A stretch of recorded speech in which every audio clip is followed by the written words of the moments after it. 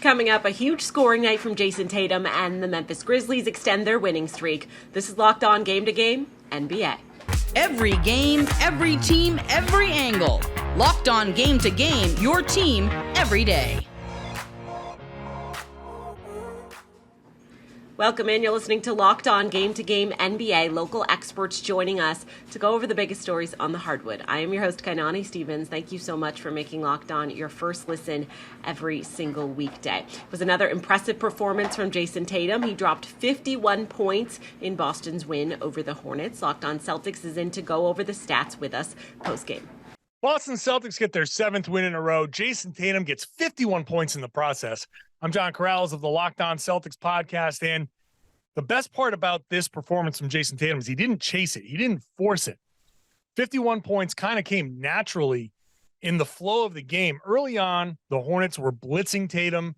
They were trying to get the ball out of his hands, and he made the right play. He made the pass that either led to an assist or a hockey assist or a just good ball movement possession where the ball found the right guy and he scored. Tatum ended up with 5 assists on the night, but got hot because he was attacking early and getting into the flow of the game, got to the line a bunch, 14 of 14 from the line. And that's how you build up a shooting night like 7 of 12 from 3 that we haven't seen a lot of from Tatum this season. His three-point shooting has not been there. It's kind of amazing that he's this close in the MVP race without having a monster three-point shooting season. Maybe this is the beginning of a turnaround, but by making the right plays, guys like Derek White got going. Malcolm Brogdon got going off the bench. Marcus Smart made a contribution early. Up and down the roster, there are positive contributions that started with Jayson Tatum. A big-time performance without Jaylen Brown, who's still dealing with the groin injury. The Celtics now win 7 games in a row. Tatum has now more 50-point games than anybody in Celtics history, more than Larry Bird, more than anybody else. So he's climbing historical ladders in a franchise with a lot of guys who could do this. Celtics, though, best team in the NBA and learning to win the right way, not just hot shooting performances like they did earlier this season. Now they go home for a rematch against the Golden State Warriors that triggered their big December swoon. So we'll see how they do. I'll be talking about it all on the Locked On Celtics podcast. The road woes continued for New Orleans. They came up short last night in Cleveland. Locked On Pelicans and Locked On Cavaliers are going to break things down for us from both sides. Good job, good effort, but that doesn't win you games as the Pelicans fall to the Cleveland Cavaliers. I'm Jake Madison, host of Locked On Pelicans and Locked On NBA. The Pelicans' 113-103 loss to the Cavaliers went about as you'd expect for a team missing Zion Williamson and Brandon Ingram. That's 48 points in street close. 3 quarters of spirited fight followed by a 4th quarter where they were just worn down. There's enough talent between CJ McCollum and Jonas Valanciunas to beat bad and mediocre teams, but against the top teams in the NBA, you can fight all you want, but it comes a challenge to close those games out. None of this is a huge surprise. That said, you can look at this in a positive way. One of Brandon Ingram and Zion Williamson likely tilts this game in the Pelicans' favor. They did a good job of containing Mitchell and Garland, and despite the injuries, they've remained 3rd in the West. But all it takes is one losing streak to potentially drop to the play-in tournament. So while there are things going okay in New Orleans right now, there's reason to be concerned if Zion and Brandon Ingram remain out. Chris Manning here. Go ahead. Chris Manning here, Locked On Cavs. Cleveland just beat New Orleans on Monday night. First came back from a long road trip. They did this win without Donovan Mitchell for much of this game. Donovan Mitchell scored 11 points, a season low for him in Cavs wins. Darius Garland stepped up, Jarrett Allen stepped up, Evan Mobley stepped up. Cavs picked up an important win in a midday game. They looked lethargic in the first half. Garland went back to 2021-2022 season form. Was big in the 4th. Allen big in the 4th. Cavs pick up a win against McCollum and the rest of the Pelicans, who didn't have Zion, didn't have Ingram, but a win is a win. You'll take it after that 2-3 road trip. For more, check out Locked On Cavs wherever you get your podcasts. Indiana was probably hoping to take advantage of a Milwaukee team that was playing without Giannis Antetokounmpo for the 3rd straight game, but they couldn't get the job done. Locked On Bucks goes over the late rally for Milwaukee, while Locked On Pacers talks about what went wrong in the end. It was a game of two halves in Milwaukee on MLK Day, but ultimately the Bucks were able to lock down defensively and beat the Indiana Pacers. My name's Kane Pittman. I'm the host of the Locked On Bucks podcast.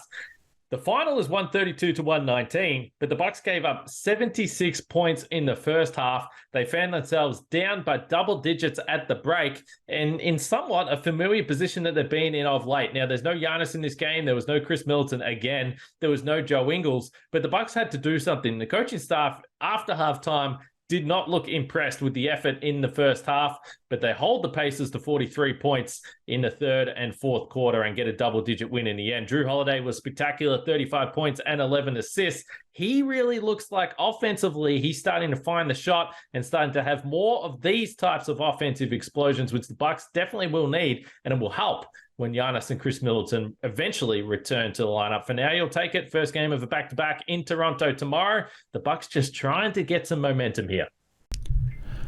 A TJ McConnell masterpiece. Not enough for the Indiana Pacers in Milwaukee. They fall to the Bucks 132-119. I'm Tony East, the host of Locked On Pacers. And look, the Pacers have now lost 4 in a row, but they've played well in big stretches for all those games. This game, no different. This one was a TJ McConnell masterpiece. His career high entering this game was 23. He had 25 at halftime. The reserve guard was killing it for the Pacers, hitting heat check threes, throwing guys open. He looked fantastic, and the Pacers had 76 points at halftime. They had a lead after 3 quarters. They looked really good. They were rolling on both ends, and then in the fourth, they had a lead about halfway through the quarter, and the Bucks just took over the game. Jrue Holiday, in particular, was fantastic. 35 points for the former All-Star. He controlled the game down the stretch. The Bucks hit a season-high 23 threes on the inconsistent Pacers defense, and the Pacers have now lost 4 in a row without Tyrese Haliburton. They really miss him. We'll break down their losing streak and this game on the Locked On Pacers podcast. Memphis got their 10th win in a row in fine fashion with a blowout win over the Phoenix Suns. Locked On Grizzlies has more on this streaking Memphis team. Dr. Martin Luther King Jr. Day has always been an important day ever since its inception. And ever since the Memphis Grizzlies made their way to Memphis from Vancouver, the way that the organization has built up the day as a day of celebration and action and remembrance is inspiring. The basketball game is the least important part of that day, but the Memphis Grizzlies dominated that contest against the Phoenix Suns this time around in 2023. I'm Joe Mullinax of Locked On Grizzlies, and it was a national stage where the Memphis Grizzlies made it very clear that they are a national contending team. They are a squad that is NBA Finals bound, potentially, if they play the way they did against the Phoenix Suns. Tons of injuries for Phoenix, certainly not trying to downplay that. The Suns will get healthy and make a run, but when Ja Morant, Desmond Bane, and Jaren Jackson Jr. play at the level that they did in this contest, it looks very, very, very difficult to beat a team that has now won double-digit games and looks like they're not slowing down anytime soon. Coming up, the Raptors sneak out of New York City with a win. This is Locked On Game to Game NBA.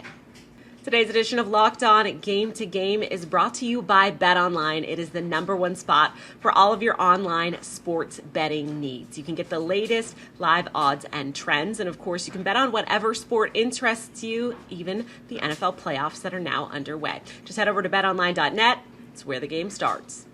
Welcome back to Locked On Game to Game NBA. I'm your host, Kainani Stevens. Thank you once again for making Locked On your first listen every weekday. Some bonus basketball on Monday at Madison Square Garden. Unfortunately for the hometown fans, the Knicks couldn't quite pull things out as the Raptors eked out a 2-point win. Now Locked On Knicks and Locked On Raptors go over that dramatic finish. The New York Knicks lose a heartbreaker in overtime, 123-121 against the Toronto Raptors. This absolutely sucked, and I'm going to blame who I usually blame, Tom Thibodeau, for killing. I don't think that's too strong a word, for killing the Knicks stars.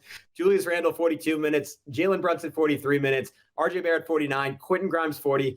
Can my guy Emmanuel quickly catch a break? Only plays 21 minutes, makes 7 free throws, scores an efficient 14 points, comes off the bench at the end of the fourth quarter, immediately gets to the foul line, hits 2 crucial shots, and just doesn't play enough in this one. And you could see the effects down the stretch for Brunson in particular. Only hit 1 field goal in the fourth quarter, went from the 7-minute mark until inside the final minute.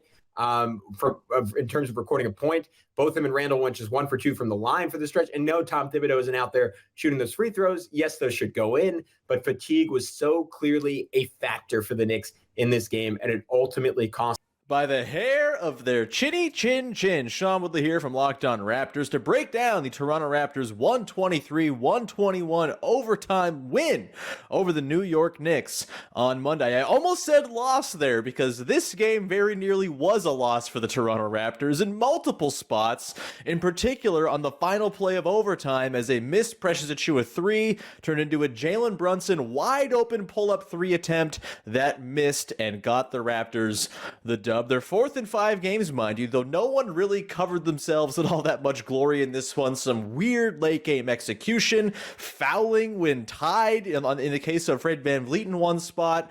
Really, the stars of this game for the Raptors were the aforementioned VanVleet, who, despite some interesting decision-making late, had 33 points to go along with 8 assists, and then Scotty Barnes was fantastic in this game as well. 26 points, 7 boards, 4 assists, one of which was a beautiful, ridiculous dart of a cross-court pass in overtime.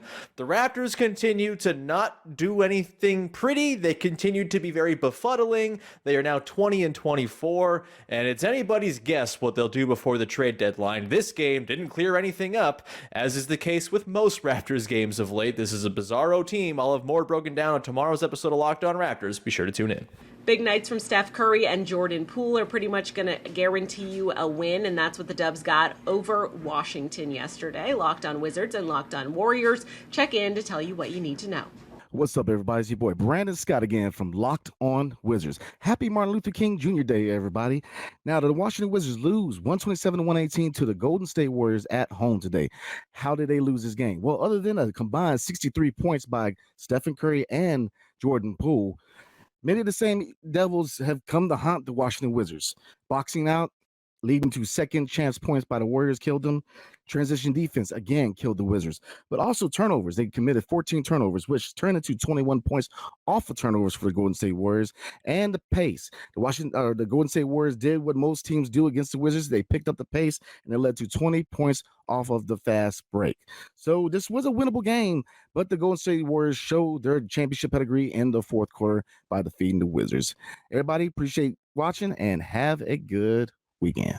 The Warriors won a road game. I'm Cyrus Sauces with your Locked On Warriors, Locked On Now recap of the defending world champions winning in the nation's capital 127-118. It was the first road win of the season when the team was playing the second half of a back-to-back. Stephen Curry finally regaining his form, his MVP form, with 41 points, 7 rebounds. Jordan Poole was raging. He had a particularly strong first half, finished the game with 32 points and also 7 rebounds. And Draymond Green looked like the Draymond Green of old. He got fired up from a fan who was taunting him throughout the game, poured in 17 points, added 10 assists, and the Golden State Warriors next visit the White House and President Biden before playing on national television Thursday in an NBA Finals rematch against the Celtics. Follow the program on Twitter at Locked On Dubs. An impressive offensive night for Atlanta got them a win at home yesterday. Locked On Hawks goes over those highlights for us post-game. Hello, friends. My name is Brad Rowland. The Atlanta Hawks get a third straight victory on this Monday afternoon, holding serve against the Miami Heat. A fantastic first half for Atlanta. Arguably their best first half of the entire season when it comes to the offensive end of the floor. They shot almost 70% from the floor. The ball was moving, firing around on all cylinders. Really nice balance from Atlanta. Their star guards were good in the first half. Second half, not quite as dominant. The Hawks were certainly in a game down the stretch in the fourth quarter, but never lost the lead. It never got too tight in the final seconds, and the Hawks were able to escape with that victory. A very, very productive long weekend for Atlanta. 3 wins in 4 days, and for the first time in about 4 weeks, the Hawks are back to 500. That's not a huge thing necessarily, but it's a nice step in the right direction for Atlanta. We'll have all of that and more coming up on the Locked On Hawks podcast. Down by 10 in the fourth quarter, Utah fought back, edging out Minnesota by 1 at the final buzzer. Locked On Jazz and Locked On Timberwolves go over the matchup that went down to the wire. A Walker Kessler coming out party broke out in Minneapolis this afternoon as the Utah Jazz defeated the Minnesota Timberwolves 126-125. David Locke for Locked On Jazz. Walker Kessler was drafted with the 22nd pick out of Auburn by the Minnesota Timberwolves, and then a few days later traded to the Utah Jazz in exchange for Rudy Gobert. And tonight, Walker Kessler became the first rookie since Minnesota Timberwolves Gorgui Dieng to put up 20 points and 21 rebounds in a game. Kessler in 31 minutes tonight had 20 points, 21 rebounds, 4 assists, and 2 block shots. The Jazz also got a monster performance from Ochai Agbaji, acquired in the Donovan Mitchell trade, who's also a rookie, 17 points in 32 minutes, and the two of them were on the floor as the Jazz played their 12th close game in their last 13 and prevailed 126-125 over the Minnesota Timberwolves. A close, late loss for the Timberwolves on Martin Luther King Jr. Day. The Timberwolves fall by 1 to the Utah Jazz. I'm Ben Beacon, host of the Locked On Wolves podcast, and it was Timberwolves draft pick Walker Kessler, who was traded to Utah in the Rudy Gobert deal that dropped a 20-21 game, 20 points, 21 rebounds, as the Wolves were eaten alive on the offensive glass, giving up 14 offensive rebounds to Utah.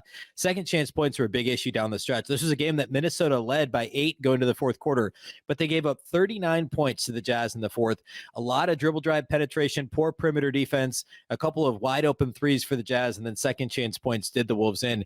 Ultimately, Jaden McDaniels missed a right corner three as the buzzer sounded. The Wolves lost by 1. They also were whistled for 3 technical fouls in this game, a 1-point loss. Plenty of small miscues that added up to a disappointing defeat in this one. We're going to break it all down in the postgame podcast. Make sure to subscribe to Locked On Wolves for all things Timberwolves. That's going to do it for this edition of Locked On Game to Game NBA. Thank you once again for making Locked On your first listen every weekday. Now make sure that you are subscribed to Locked On NBA and, of course, your favorite team's Locked On podcast right here on YouTube and wherever else you get your podcasts from. I'm Kainani Stevens. This has been Locked On Game to Game.